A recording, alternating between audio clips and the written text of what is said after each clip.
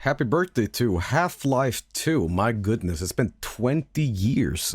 I mean, my god. I remember watching the E3 footage in 2003 with Trap Town, it was called, and I was just like, this is going to be the best game ever. It was one of those games where I felt like video games were about to transcend what they were before. Like, we're on the next level now with the ragdoll physics and the source engine. Like, holy fuck. I think Half-Life 2 holds up incredibly well. This is not going to be a normal Half-Life 2 stream. It's going to be a little different. I'm sure you'll see why. All right, let's see how different this game is now that it's been updated for 20 years. Maybe G-Man will have like a higher quality texture or something like that. I'm not sure, but let's check it out.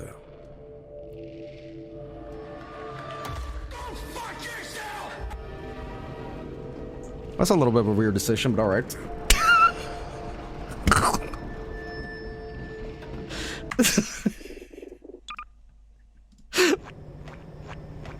That's a weird sound.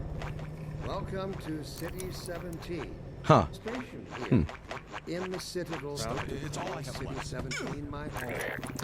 So, you might have noticed that this game looks a little different, and chat might have... This is gonna drive me insane. I might have to disable this mod. I'm gonna throw up. Holy fuck. I don't mean mod. Stepping on shit feeling. Alright,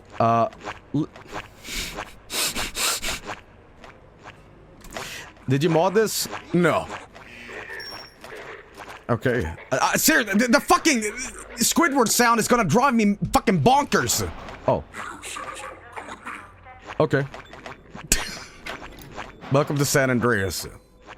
Guys, can I please fix this up just for a second? No. You want this? It's driving me insane! No, keep it. Okay, fine! No, you made your bed, now sleep in it. About that beer I owed you. It's me, Gordon. Barney from Black Mesa. Sorry for the scare. I had to put on a show for the cameras. Oh. I'm in the middle of a critical... Hey, Vinesauce Michael here. Great Scott! Gordon Freeman! Get in here, Gordon, before you blow my cover.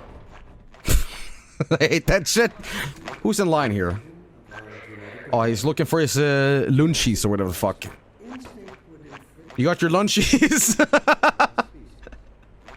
That's one thing I always loved about Valve games. They have a special keen attention to detail where sometimes you don't even feel like you're... This sounds corny, I know. But because the worlds are so established, you kind of stop thinking of it as a video game where it's just like an immersion of like, holy shit, I'm really here, you know? This tester, after playing from the start and stuck trying to open a door, spent several minutes going back and forth between the game and the keyboard settings.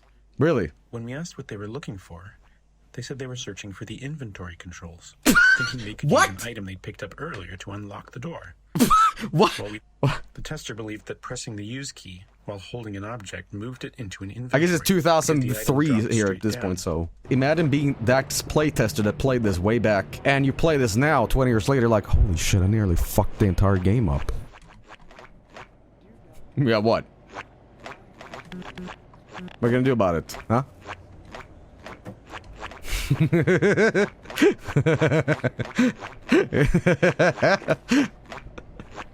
Dumbass cat can't get up! But during Half-Life 2's development, we grew unhappy with it. With our game's focus on characters, we'd put extensive effort into detailed facial and body animations. But the 90-degree FOV just didn't allow players to get close enough to fully appreciate that detail. Okay. It's all going to end. Don't worry, we have Lunchables. Please. We realized it would be difficult to spot polygons that weren't rendering due to a missing texture. Right. When this happened, you typically just see black where the polygon should be, which could easily go unnoticed in darker scenes. Oh. To catch this bug more reliably, we created an error texture that would be visually unmistakable and generated automatically whenever a texture failed to load. This gave rise to the now iconic purple and black checkerboard texture, which has since taken on a life of its own well beyond Half-Life 2. Okay, that makes sense. I don't know why I justified it in my head, but like, that's what happens in all video games. It's always purple. Oh boy. Over here. Oh god, what is it gonna be? I don't know, I used to install a bunch of mods. I don't know what the fuck Alex is gonna be. Oh. Dr. Freeman, I presume. Oh. You better hurry. The Combine can be slow to wake, but once they're up, you don't want to get in their way. Dr. Kleiner said you'd be coming this way. I don't think it occurred to him that you might not have a map. Wow, okay, Alex, we wanted the player to both respect and care for her, saving while also making her attractive and charismatic. We aim to... Right, huh. Interactive storytelling. When we started on Half-Life 2, storytelling in games was generally either high fidelity and linear, or low fidelity and interactive. Oh yeah, that was Barney, I totally forgot, shit! Players would start thinking of them more as signposts than as people. We needed to take Looks like a fucking meme house episode right here. Baldness enhance. In our choreo scenes, we have the player trapped for a bit, allowing us to focus on the characters and narrative. I always praise Half-Life 2's like, you know, physics and attention to detail. My biggest thing, this sounds so stupid, but back in the day, I was so annoyed with this that I had to download a mod for it. This is how stupid this is. I hated that the zombies in this game has white shirts when clearly all the citizens in City 17 has blue shirts, right? So I was like, fix it. To create more responsive and multi-dimensional characters Lidl's in Half-Life 2, fucking suit. we needed, and the other characters What they the interacted fuck? with. We sought actors who could take one day when we were in the thick of trying to figure out this character. Dr. Kleiner's face came into focus as we happened to share an elevator with an accountant from an office on another floor of our building. What? And looking at him, it was clear that this is Dr. Kleiner's face. Luckily, he was receptive when we asked if we could photograph him for a video game character. Hey, you look like a bald George Costanza. Would you like to play a video game character, or rather, could we just photograph you in an elevator? What the fuck? All right. Wow. All right. Cursed This image. balance was Look at the picture.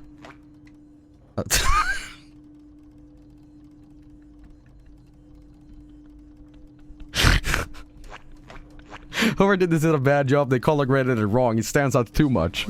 We made sure to respond to things we wanted more of, like players tinkering with devices in the lab, and ignored behaviors we wanted less of, like players repeatedly slapping Kleiner in the face with a box over and over again. Seriously, we watched a playtester do it for 5 minutes straight. What the fuck? Why? Joel, you of all people. I hope this was all the same playtester. I remember in, I think it's episode 1 where you get pulled out of the wreckage of the Citadel and Alex hugs you. And it's one of the very few times that, like, the game stops. That's it. You know, so they put a lot of emphasis on, like, character development and shit, you know. Somebody in chat said, that a woman touches you. Did it work? See for yourself.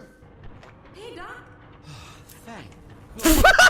My relief is Beamed. palpable. Gordon, as soon as you're in position, we'll send you to Eli's. And not a moment too soon. What? Why is this playing? No. Why?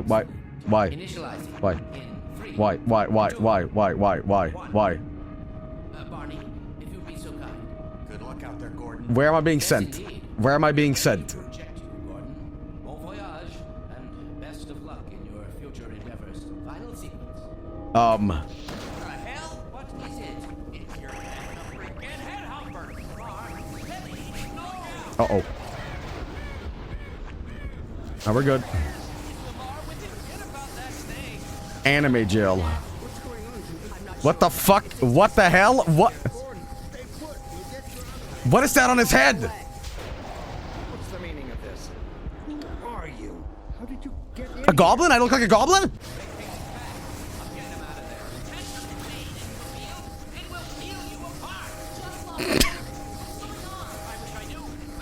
It was an afro. Oh. I'm all but certain it was Gordon Freeman. It's coming from the tower? What the fuck? It's on full alert! This is from the Monkey Mondays. I don't remember this bit. What the fuck? However, in a dynamic choreo scene, the animators wouldn't know exactly what the rest of the actor's body would be doing to the player.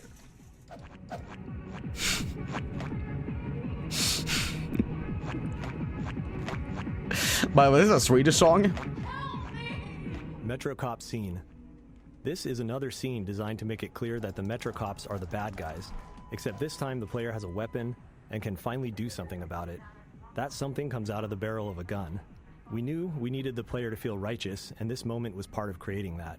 The Metro Cops are still human, unlike the rest of the Combine in the game, so we felt like we had to go the extra mile in making sure the player's actions felt like justice and not just wrath. They'll be looking for you now. Okay. Somebody asked, did I play Half-Life Alyx? I streamed all of it. The only problem with that stream is I didn't have monitoring on my microphone, so most of the time, like, I make a conscious effort because I have my own microphone in my headphones when I talk, so I know if I'm talking over here or if I'm talking real close, right? The problem is, during that stream, because I had no idea, I remember, like, crouching and being out of breath because I had a giant microwave on my head. So most of the commentary in that game is like this.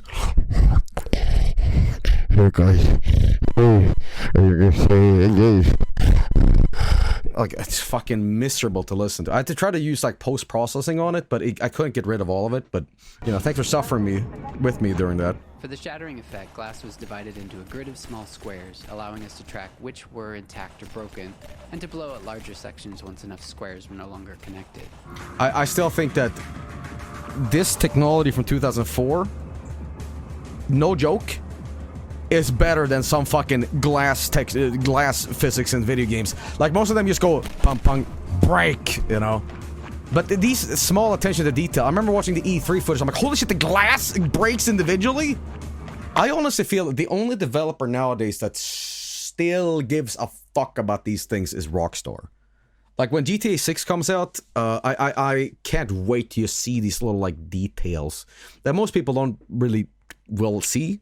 But just this, like, stuff in it, you know? As playtesting progressed, we often found areas where players lost track of their goal, which isn't uncommon in a game like Half-Life. To address this, we added smaller scenes to help guide players along their path and reinforce their objective. After finishing the bulk of development on our larger choreo scenes, like Kleiner's lab, putting the smaller scenes together became relatively straightforward. We discovered that using characters in these moments worked much better than relying on passive storytelling, or even some sort of reminder you'd find baked into a pause menu. Oh, yes, yes. Thank you. Why did they never explain this? What was this added? What is these two holes?